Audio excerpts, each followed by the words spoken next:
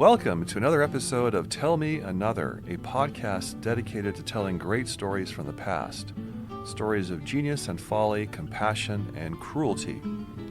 Instead of sitting around a campfire telling stories of our ancestors, we are coming to you from the History Department of the U.S. Naval Academy, located in Annapolis, Maryland. We are coming with stories to tell, and we hope you will listen. With us today in the studio are three co-hosts, Associate Professors Matthew Janik and Thomas Burgess, and Nicholas Mishukanis, a PhD candidate at the University of Maryland. Nicholas will be narrating the remarkable story of Germany's attempts in the First World War to incite a jihad against the British in India. Many listeners are aware of the dramatic story of the German military shipping Vladimir Lenin off to Petrograd in hopes of knocking Tsarist Russia out of the First World War. What some may not be aware of, however, is that this was not the only German attempt to shuttle politicians and diplomats so as to change the course of the war. Perhaps most remarkable was the German effort to incite a jihad in Afghanistan against British forces in India. This mission lasted from 1915 to 1916 and required two German diplomats, Oskar Niedermayer and Werner Otto von Hentig, to travel from Berlin to Kabul in hopes of winning over Emir Habibullah Khan to Germany's cause. While the effort ultimately failed, it had serious ramifications for Afghanistan and demonstrated that ideas and religion were powerful weapons in the Kaiser's quest to win the First World War. The Kaiser's interest in getting the Emir of Afghanistan to launch a jihad was actually part of a larger and calculated effort to project himself as a friend of Islam. As early as 1898, he traveled to Damascus and gave a speech at the tomb of Saladin, a military hero of Muslim forces during the Crusades. The Kaiser stated, "May the Ottoman Sultan rest assured, and also the 300 million Mohammedans scattered over the globe and revering in him their caliph, that the German emperor will be and remain at all times their friend." Throughout his state visits to the Ottoman Empire, the Kaiser took great efforts to immerse himself in Muslim traditions and to learn about the military history of the Islamic faith. By the end of his trip, the Kaiser wrote to his cousin Tsar Nicholas II, "If I had come there without any religion at all, I certainly would have returned Mohammedan." With the outbreak of World War I, Ottoman leadership at first declared neutrality, but by the fall of 1914 had joined Germany and the Central Powers. In doing so, the Ottoman government sought to capitalize on its religious influence. Sultan Mehmed V declared a formal jihad and named the French, British, and Russian armies as infidels. Muslims within the Ottoman Empire were now tasked with a religious obligation to take up arms against them. Upon hearing the news, the German Kaiser and his chancellor, Theobald von Bethmann-Hollweg, sensed an opportunity to extend this jihad outside of the Ottoman Empire's borders and to divert Russian and British attention to the nation of Afghanistan. They turned to two men to carry out this operation, Werner Otto von Hentig and Oskar von Niedermayer. Werner Otto von Hentig was born in 1886 to a middle-class family and eventually joined the German diplomatic service. He was assigned to embassies in China, Iran, and the Ottoman Empire and developed contacts in all of these countries. His fluency in Arabic and Persian gained him the attention of his superiors. Meanwhile, Oskar von Niedermayer was born in 1885 and had a similar middle-class background. He joined the military and eventually petitioned the German army to fund a 2-year expedition in which he traveled on foot through Persia and northern India, sketching maps of the terrain and paths available through the Karakoram Mountains. Niedermayer had first-hand experience traversing the deserts and mountains that spanned the Middle East and Central Asia. By December 1914, the Kaiser's plan to incite a jihad was finalized. A small team of 20 men would travel by rail from Berlin to Baghdad and then proceed on to Kabul by foot. There they would appeal to Emir Habibullah Khan to declare war on the Allied powers. The German Foreign Office gave Hentig diplomatic powers to negotiate terms and provided up to £1,000 in gold reserves. He was instructed to present an extensive caravan of gifts to the emir and to promise recognition of the emir's independence from British control. what I find so fascinating about this part of the episode is the Kaiser's Eastern strategy. He claims to be a friend and sympathizer to the Muslims. And I guess this goes back to a long tradition going back to the Middle Ages of Christian powers allying with Muslim powers when they deemed it convenient. I'm thinking of Francis I of France in the 16th century allying with the Ottomans against the Habsburgs. But the Kaiser wasn't just playing a game of realpolitik. He was claiming to be a sort of advocate of Muslim interests in world affairs. Is that a fair characterization?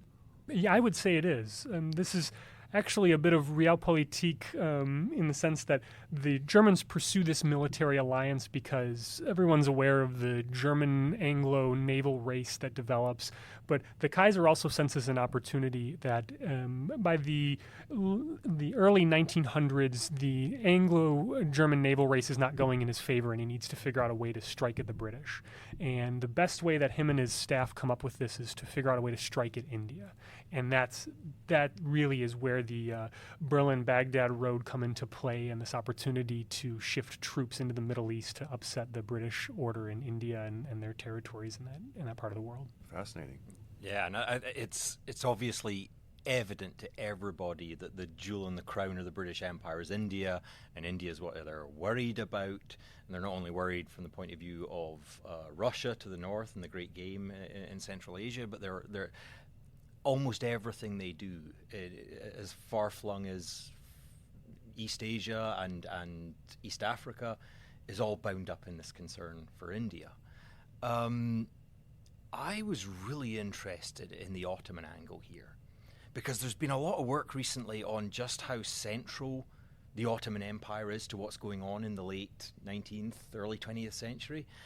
Can you fill us in on the Ottoman context for this? They're not just sitting there waiting to be influenced by, the latest in a long line of European rulers. Well, the Ottoman decision to join the Central Powers in the First World War is a bit of a tricky one for them. The empire had closely aligned with the British and the French throughout the 1800s, but at the beginning of the 20th century, they find themselves in a bit of a rut. They fight a war with Italy over what is today Libya, and Italy quickly seizes that territory, and the Ottomans are routed and embarrassed, and they need to figure out how they can begin instituting major reforms, but they want protection from a major European power while they go through with this. And they send out some feelers across Europe, and the only nation that really responds is Russia, but the terms are they would become a Russian protectorate in all but name. And so that's out for the Ottomans. They can't accept those terms. And they can't pair up with the French because the French are so closely aligned with the Russians at this point in time. And the British make it clear that they're not interested. It wouldn't be financially doable to continue funding them. And really, we know now that was because the British are starting to divide up Ottoman territories in this part of the world. And so this leaves the Ottomans with the Germans. They had a long economic partnership together. And finally, in the beginning of the 20th century, we see that partnership develop into a military alliance along the way as kind of necessary for their survival to keep going forward. Yeah, I think it's also interesting that the Young Turks were in a dominant position in Turkey at this time, and they were, modernizers. They wanted Turkey to become sort of part of the so-called civilized world in their terms. At the same time, though, the Sultan is calling a jihad, and they're resorting to this very traditional method of mobilizing people for war in a very pre-modern sense. It's an interesting juxtaposition there. This is also a really fascinating component of the Ottoman Empire because over the course of the 19th century, they're trying to figure out how to maintain a cohesive identity. And they flirt with ideas like Ottomanism and other ideas to make sure the empire doesn't break up and fracture up. And the Young Turks seize power in the beginning of the 20th century with this liberal constitution idea and a secular approach. And what they quickly realize is that they are struggling to keep the empire together. And so with the outbreak of the First World War, they're caught off guard, and they need identity, components of an identity to keep the empire together.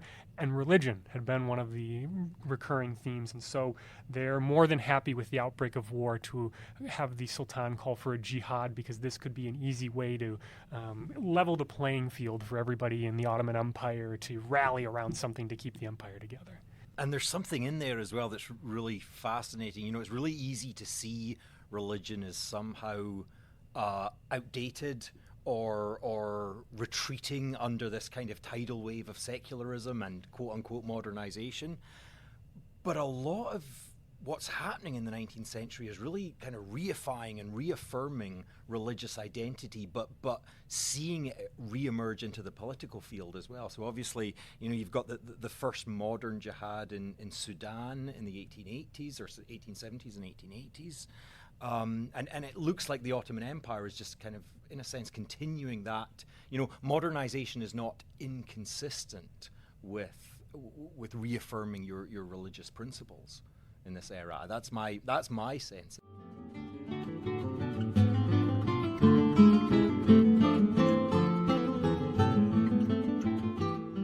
From the outset, the expedition ran into problems. To get to Constantinople without attracting attention, it needed a cover story to explain why they were transporting such large amounts of arms and supplies. And so they claimed, rather ridiculously, that they were part of a traveling circus. Not surprisingly, officials of neutral Romania doubted the story of a traveling circus drifting through their territory in the midst of a war and investigated their supplies. Instead of circus costumes and equipment, they found weapons and radios, which they confiscated and publicized in all the newspapers. The British and the Russians were now aware that a large contingent of Germans were on the move towards the Middle East and equipped for war. Hentig and Niedermayer eventually arrived in Constantinople, where the Ottoman Sultan provided them with a personal letter to the Emir, reminding him of his Muslim duty to wage jihad. The Turks also provided some supplies and officers to accompany the German caravan. Hentig and Niedermayer were, however, informed that the British and Russians had caught wind of their plan, and they needed to take extreme caution when passing through Persia. While Persia had declared neutrality, the nation was divided up into Russian and British spheres of influence. Because the British and Russians had spies and police on the lookout for the expedition, Niedermayer made the decision that they should split up to avoid capture. As they traveled through Persia, wells and fresh water were scarce, so it was imperative to move quickly and at night to avoid succumbing to the desert. To reduce weight, Hentig ordered his caravan to bury his portion of the Kaiser's gifts to the Emir. They also scouted ahead for British and Russian spies and provided false stories of having perished in the desert so as to deceive their pursuers. They created distractions so as to pass through the mountain paths undetected. Despite clearing the roads of British and Russian cavalry, the elements were just as dangerous. Niedermayer recorded temperatures of over 60 degrees Celsius, 143 degrees Fahrenheit, during the day, and many men suffered from broken bones after falling off their horses and camels from exhaustion, sickness, and dehydration. Many also suffered from venomous snake bites. Hentig recorded in his diary that one mountain pass was completely blocked by deadly snakes, which had to be cleared using sticks and whips. Still, Hentig and his team were horrified to awaken at 2 a.m. by an infestation of tarantulas. The caravan pounded the ground with sticks to simulate a rock slide and scare the spiders away. In their journey through the desert, demoralized Persian guides and Ottoman and German soldiers stole supplies and deserted the caravan. Still, Hentig and Niedermayer pressed on, and by August 1915 they managed to elude the British and Russian lookouts and pass into Afghanistan. Approaching the city of Herat, they set up camp outside the city and plotted their next move. Though they feared the local governor would arrest him, he instead ordered a parade in their honor and invited them to stay in the Emir's provincial palace. Hentig and Niedermayer produced the Ottoman Sultan's personalized letter, which impressed the governor enough to offer them guides and supplies for the onward 400-mile journey to Kabul. Finally, on October 2, 1915, after traveling for more than 8 months across 4,000 miles, Hentig and Niedermayer arrived in the Afghan capital of Kabul. Though greeted with a massive parade and an Afghan honor guard, the Emir Habibullah Khan forbade them from leaving their quarters in his palace until his return to Kabul several weeks later. Hentig and Niedermayer were left to wonder if they were now the Emir's guests or his prisoners. This is just an incredible story of endurance, albeit for somewhat nefarious ends. But what really gets me about this is the energy they put into this. They obviously expect something to happen in Afghanistan. And it just starts to get me thinking about Britain's relationship with Afghanistan, because of course Britain had already fought two major wars in the 19th century in Afghanistan, had generally speaking, ultimately after a lot of defeats, installed or at least got their strategic way, but it hadn't been an easy thing by any stretch of the imagination. I can imagine British feeling somewhat tender about Afghanistan and its relations. So is that influencing these Germans is history a real motivator for them there? I think absolutely it is. In this case, the Germans, Niedermayer had been on expeditions through Persia, so he knew the history of the region, knew the tensions that existed in Persia and Afghanistan towards encroaching British and Russian forces. And so I think the Germans know the history of the region, but by no means are they specialists in understanding the culture or anything. I think they just suspect the tensions there will be enough to get the Emir to join their side without thinking about what are the real implications at hand here. And that's the other thing. It's this like Orientalist gaze. It's this lens that colors everything that they see through. And as they're looking through this Orientalist lens, of course, what they're doing is they're getting the information they think they want out of it, irregardless of how inaccurate and potentially damaging it is. And this is common for the Germans, obviously, in 1914, 1915, but it's also the British are at it as well. Those two Anglo-Afghan wars in the 19th century are just wonderful examples of completely misunderstanding local context. In the first Anglo-Afghan war, the British try and install a ruler who had not been in Afghanistan for pretty much 40 years, and they think he's just going to be welcomed with open arms. No, and you see that with the Germans' approach too. They know that there's a jihad, and that's pretty much, they assume that all Muslims must respond to jihad the same. They have no idea about the different religious schools that exist outside of the Ottoman Empire, and so you can absolutely see this Orientalism clouding their vision in the sense of, well, if we show up with a letter for jihad, they must join us, without understanding the nuance in Afghanistan. Yeah, this seems like a German version of Lawrence of Arabia, who incited rebellion against the Ottomans in World War I. And on one level, Lawrence is now thought of as something of a hero, and we maybe are inclined to think of these two Germans as also heroic. They're defying the elements to make this epic quest into Central Asia, and yet a quest to incite a war and to manipulate people's religious sensibilities to perpetrate extreme violence. So it's kind of, they're anti-heroes or something like that. How would you respond?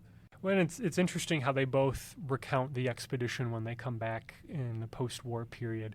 Obviously, because they don't succeed, this isn't really regarded as a huge diplomatic coup in the Weimar Republic years in the 1920s. But actually, Niedermayer tries to portray himself as a German version of Lawrence of Arabia, and had they had more time and had things worked out, they really could have turned the course of the war. And Hentig actually comes back and says, these were a lot of failed efforts. This really wasn't worth it. This really isn't anything that's worth commending or anything, despite both of them receiving military awards and medals when they return. So it's fascinating how we see the memory of this journey change. The army gets very oriented towards trying this again in the Second World War, because Niedermayer has a lasting influence on them, and the diplomatic corps is not very interested in trying this again afterwards.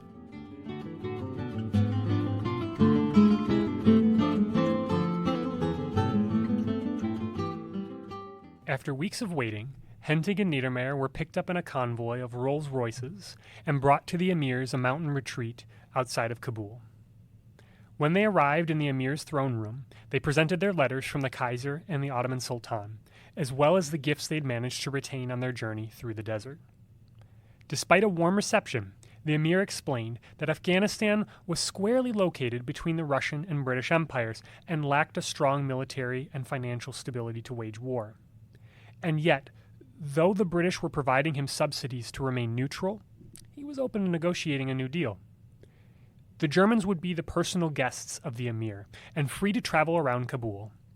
For Hentig and Niedermayer, it was clear the Emir was far more politically cunning than they had anticipated. Ever since assuming power in 1901, Emir Habibullah Khan had set out to import Western advisors, teachers, and technology.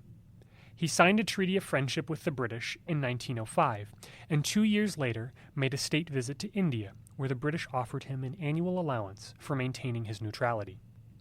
Such moves provoked tensions between the emir and his brother Nasrullah. However, Nasrullah was much less sympathetic to the British, and felt his brother was submitting Afghanistan to eventual British rule if he continued taking their money. Nasrullah was also a devout Muslim, and upon hearing about the declaration of Jihad, believed Afghanistan had a religious obligation to wage war. He therefore conspired with Hentig and Niedermayer to try and pressure the emir to declare war. He put them in touch with one of the only newspaper editors in Kabul, Mahmoud Tarzi, who was famously anti-British and believed the arrival of Hentig and Niedermayer was a divine sign that Afghanistan's fate lay in joining the German-Ottoman alliance. Members of the German team also spread rumors that the Ottoman Sultan had an army marching to aid Afghanistan, and that all the emir needed to do was publicly declare war, and the British army in India would collapse. Tribes along the British-Afghan border posted flyers and war flags and were eager for conflict. In November 1915, Hentig and Niedermayer were welcomed again to the emir's royal palace for negotiations. The meeting lasted 8 hours. Hentig argued that the Central Powers were on the verge of victory and would be capable of offering Afghanistan support. The Germans had inflicted huge casualties on the French, Russian, and British forces, and the Ottomans, for their part, had defeated the Allies at Gallipoli and even forced the surrender of a British army in Iraq. And yet the emir had also received updates from his British contacts and been assured that the Allies would soon recapture the initiative. The emir decided to ally with the Germans if they agreed to offer an even larger allowance to him personally, provided the arms necessary to modernize Afghanistan's army of 50,000 soldiers, and provided either a German or Ottoman division in the proposed assault on India's northern border. Hentig and Niedermayer recognized that such terms would be impossible to meet. A German or Ottoman division, plus tens of thousands of weapons, would require a huge amount of logistical support, and could not pass through neutral Persia regardless. In relaying these terms to Berlin, Hentig stated that, quote, "perhaps we shall find it necessary to begin by organizing a coup d'etat," end quote. Thus, as 1915 drew to a close, the Germans were now considering a potential political assassination in order to draw Afghanistan into the war on their side. The British and Russians managed to decode these messages and send them on to the emir. Yeah, that takes a lot of chutzpah to imagine assassinating your host who's been so hospitable towards you until this time. That's kind of remarkable. But I want to point out something by way of context, which is that the Germans by this time had thought of this war as a war of attrition, to wear down the other side to eventually give up and surrender to the German war machine. And by this time they had an outstanding example of this sort of strategy in East Africa, where the German General Paul von Lettow-Vorbeck, with only 14,000 soldiers, had managed to tie down 300,000 Allied soldiers for years.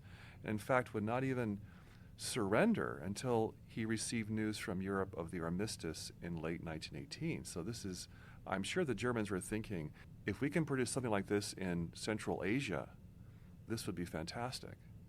No, I think absolutely. I think that the Germans at this point, by 1916, are also starting to feel the effects of the blockade that the Allied powers have put into place. And I think at this point, we're also starting to see desperation set in, these ideas of jihad or diverting troops in Africa. And really, we're starting to see more and more kind of almost Hail Mary, fantastic options as opposed to the traditional methods that they were using at this time to try to win the war. That's really interesting. At the same time, there's always the risk of kind of looking back on history from the perspective of the present. We know what happens. We know what happens in November 1918. There are maybe grounds for, seeing... I wonder what you think. There are maybe grounds for seeing this less as Hail Mary and more as just an evolving German strategy. The British... in India by this point are dealing with an increasingly resentful population. The Ghadar movement that is established in actually the western United States in this period is shipping arms into India in the hopes of generating a rebellion. And there is actually a mutiny in the Indian army as far away as Singapore, but also in Punjab at this period. Now it's brutally crushed and it doesn't spread very far. But there are maybe grounds where the Germans are thinking, hey, this just like von Lettow-Vorbeck, this is possible.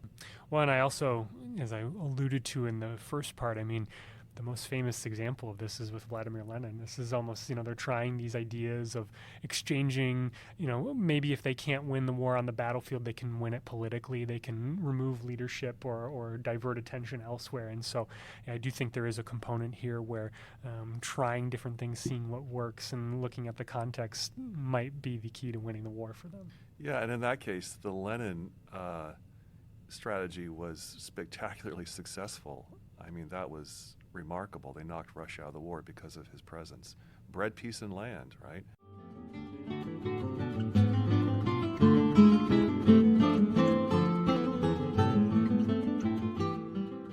Despite reports of German treachery and desires to overthrow him, if necessary, the Emir invited Hentig and Niedermayer to his palace to negotiate a treaty of trade and friendship. He recognized the need to keep his options open for as long as possible. If the British and Russians lost the First World War, his financial support would vanish, and his brother might try and overthrow him. Furthermore, a curious episode convinced him of the British Empire's desperation. A lone traveler arrived in Afghanistan, claiming to be a German diplomat ordered to send Hentig and Niedermayer back to Germany. He reported that Germany and the Ottomans were losing the war. This man's credentials were in German, but Hentig and Niedermayer noticed odd phrasing and misspellings and deduced that this man was an impostor. When arrested, he revealed that he was a British spy sent to disrupt the German-Afghan negotiations. And so, in January 1916, Habibullah and Hentig signed a treaty of friendship, as well as a deal in which Hentig vowed the Germans would provide him 100,000 modern rifles and 300 artillery pieces.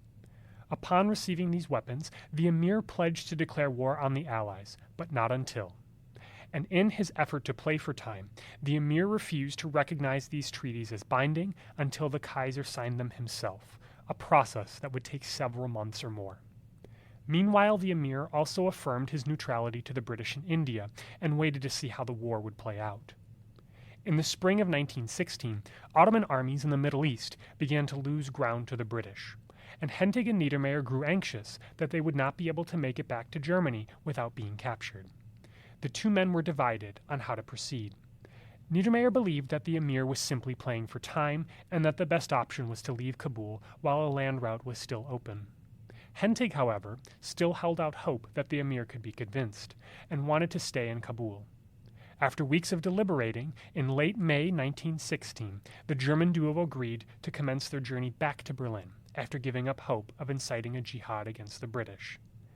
Their journey home was just as dramatic as that of the previous year. Wanting to elude British and Russian spies, they decided to try and navigate through the Himalayas and then backtrack through the mountains into Persia. This required passing through parts of the Russian Empire, and only 5 days outside of Kabul, their convoy was ambushed by Russian cavalry. Separated from one another, the two men took drastically different routes back to Germany. Niedermayer and his convoy managed to make it through Persia to Ottoman territory before the Ottoman front collapsed altogether in late 1917. Hentig, however, took a much longer route. He and his team traversed the Himalayas until finding themselves eventually in China. After discovering their location, Hentig decided the best course was to trek on to the Chinese coast, sail for Japan, and from there sail on to neutral Mexico or the United States. From there, they could somehow make their way back to Germany.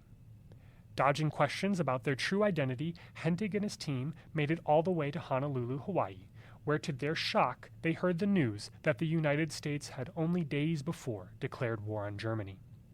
Captured by American officials and sent to San Francisco for questioning, Hentig disclosed who he was and the purpose of his mission. At first, American officials could not believe such a tall tale. but they nevertheless, and shockingly so, allowed Hentig to depart with the staff of the German consulate in San Francisco. By the autumn of 1917, Hentig was back in Berlin, recounting his travels to his superiors. Back in Afghanistan, the Emir received news of the defeat of Germany and the Ottomans in late 1918, which vindicated his decision to stay neutral. Nevertheless, on a hunting trip a few months later, the Emir was assassinated by conservative and religious forces. In the political chaos that followed, his brother Nasrullah claimed the throne, but only managed to retain control for a week. Amanullah Khan, the son of the assassinated Emir, quickly rallied support and had his uncle tried and imprisoned. The new Emir then sought to shore up support with religious conservatives and the military by declaring war on the British in May 1919. After a few brief border skirmishes, the British government, exhausted from the First World War, agreed to recognize Afghanistan's independence. As an interesting postscript to this remarkable story, Emir Amanullah pursued close relations with the newly established German Weimar Republic.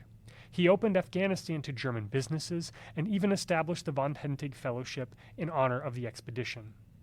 In 2016, Germany and Afghanistan celebrated 100 years of diplomatic relations, going all the way back to the fascinating yet failed efforts of Hentig and Niedermayer to win the First World War.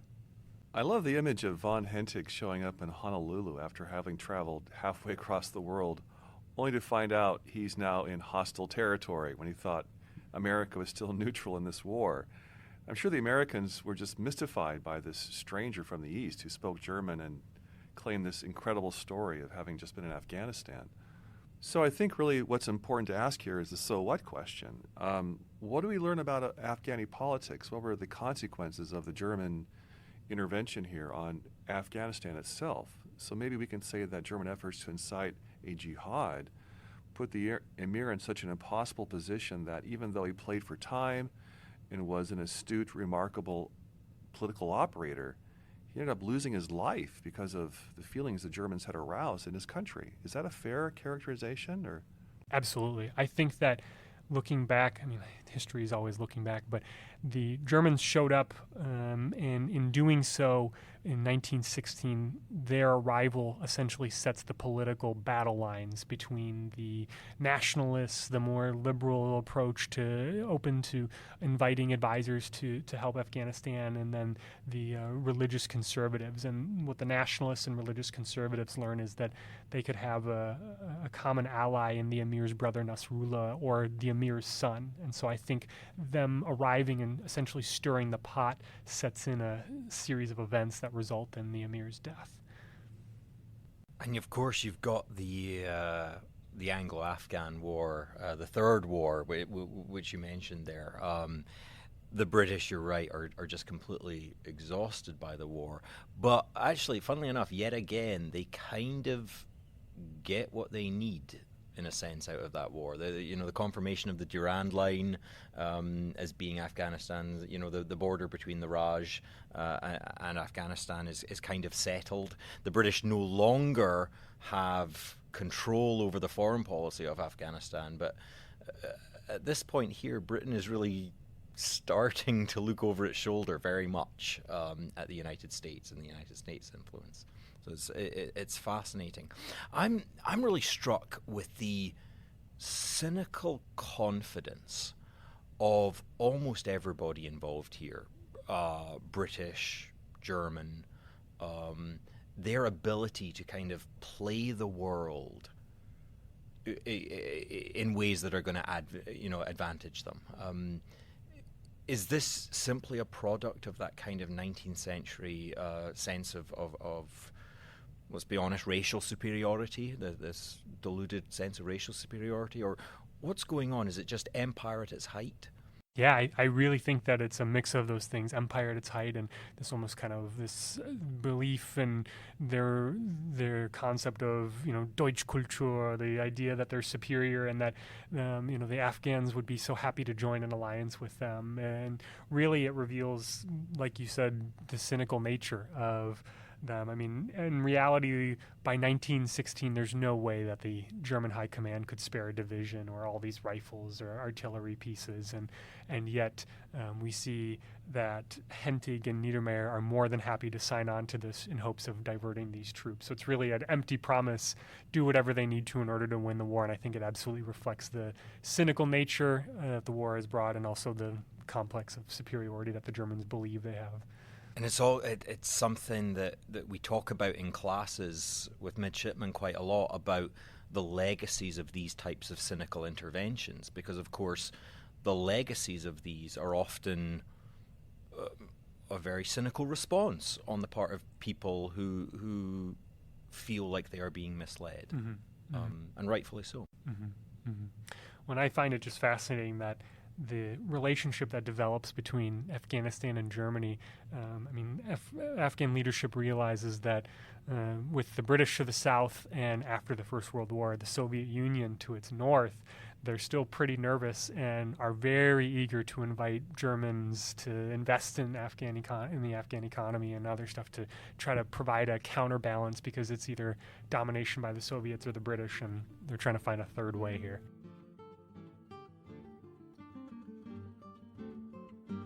Thank you for tuning in to our latest episode of Tell Me Another. From Nicholas Mishukanis, Matthew Janik, and myself, we hope you liked what you heard and will join us next time.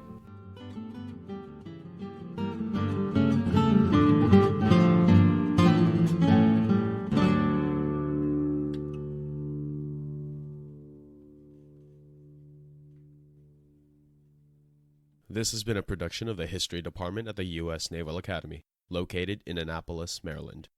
If you enjoy our programs, please let us know, as we'd love to hear your thoughts. You can reach us on Twitter and Instagram at USNA History, and our email is historyproductions-group@usna.edu. For more information about the History Department at the Naval Academy, please visit usna.edu/history.